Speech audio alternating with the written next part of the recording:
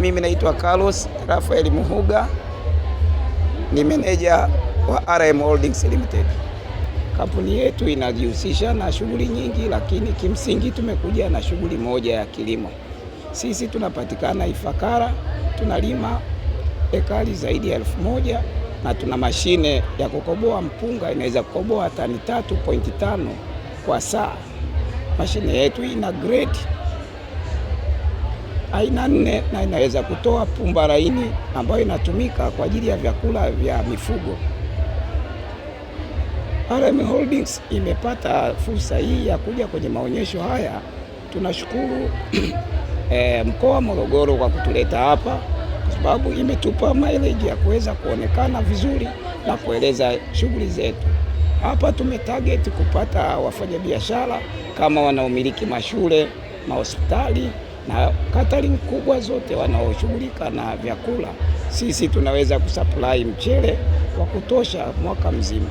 Mchele wetu tunaanza na kilimo sisi wenyewe, tunaandaa shamba, tunalima. Baada ya kulima tutavuna tukiwa na mashine zetu wenyewe, tunaleta mpaka kiwanda kiko Ifakara. Ifakara tukiprocess tuna peki pale kiwandani na kuleta sokoni, ambapo tuna godown yetu iko Tuangoma, Dar es Salaam. Sasa una miaka mingapi? Tuna miaka zaidi ya 15 sokoni, lakini kuingia kabisa sokoni kwa nguvu tuna miaka kama 5. Kilimo chetu ni kikubwa kidogo, kwa sababu kwa mwaka tunavuna tani kuanzia 380. Hiyo ndio stoko tulionayo godown. Ya vijana tunawahitaji, kwa sababu network ya kusupply chakula ni sehemu kubwa sana ya ajira. Kwa mfano tukipata vijana wanaoweza kufanya networking ya kusupply, kwa mfano mamalishe, kila wilaya ukipata watu wawili wanaweza kufanya hiyo network, ni biashara nzuri sana, ambao vijana hao wanaweza kudeliver wenyewe, wakakolekti sales zao na wakapata commission zao. Kwa hiyo kazi zipo, lakini ni jinsi ya kujipanga. Unaweza tukaongeza mauzo zaidi kama alivyofanya Baresa.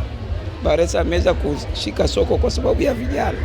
Kwa hiyo na sisi tunaona ni nafasi, tutaanza kutumia na vijana pia kwenye kusambaza mzigo wetu. Wito upi kwa walaji au watumiaji? Mimi nashauri walaji hasa wa vyakula, mpende vyakula vya nyumbani, kwa sababu vyakula vya nyumbani ndugu yako hawezi kuzalisha ovyo. Madawa yamekuwa mengi, na sisi tunalima na madawa yaliyoshauriwa, sio mpunga imradi mpunga, wengine wanaita mpaka wa plastiki ambao ni hatari. Sisi kwetu ni natural, na kilichoshauriwa kitaalamu ndio kinachotumika shambani. Soko bado ni zuri, kwa sababu uzalishaji kwa tulionao mpaka sasa, soko wanakuja sana wateja wenyewe. Kwa mfano kuna watu wa Rwanda wanakuja mpaka sokoni kwa maana ya kufika kiwandani. Kuna watu wanatoka Shinyanga, kwa sababu kule unapungua, wanakuja wenyewe. Lakini sisi sehemu ya kutolea mzigo wetu kubwa tumeweka godown yetu kuanzia Tuangoma, Dar es Salaam. Kwa hiyo mtu akija anaweka oda, mzigo ukija tunamshushia yeye anapohitaji.